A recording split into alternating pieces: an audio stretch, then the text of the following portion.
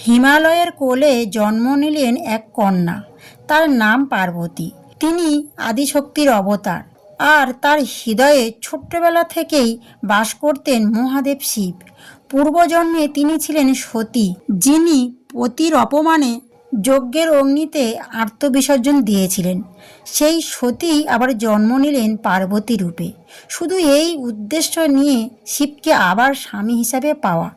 দেবী পার্বতী জানতেন শিব সহজে পাওয়া যায় না, তাই তিনি কঠোর তপস্যায় মগ্ন হলেন। রোদ, বৃষ্টি, শীত কিছুই তাকে দমাতে পারল না।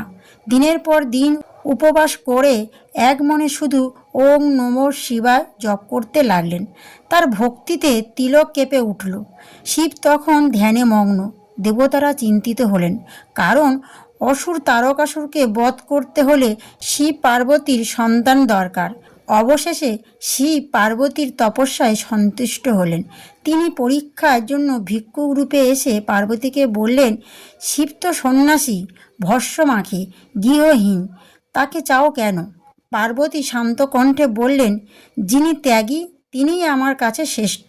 আমার হৃদয়ে শিব ছাড়া আর কাউকে চাই না। এই কথা শুনে শিব মুগ্ধ হলেন।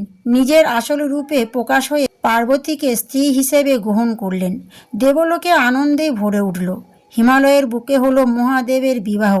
বিষ্ণু বরযাত্রী, ব্রহ্মা পুরোহিত, দেবতা, ঋষি গন্ধর্বে ভরে গেল চারিদিক। শিব এলেন ভস্মমাখা দেহে, গলায় নাগ, মাথায় জটা, কিন্তু সেই রূপেই তিনি সবচেয়ে সুন্দর।